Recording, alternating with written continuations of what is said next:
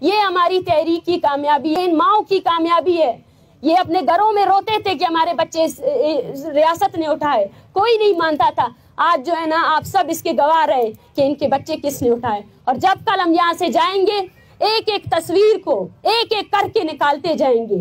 یہ وٹنس ہو، پوری دنیا وٹنس ہو، آپ سب وٹنس ہو کہ ہمارے ساتھ کیا ہو رہا ہے۔ اور یہ لوگ جو ریاستی اداروں نے اپنے قید خانوں میں بند کیے ہیں، یہ لاوارث نہیں ہیں، جن کے نام پر دفاعی بجٹ آپ کا بڑھ رہا ہے، جن کے نام پہ آپ کی تنخواہیں بڑھ رہی ہے، جن کے نام پر آپ نے بلوچستان کو جو ہے نا ایک فیکٹری بنایا ہوا ہے جہاں پہ آپ کے کرنل اور جرنل جو ہے نا صرف پیسے کماتے ہیں، وہاں انسان بھی رہتے ہیں۔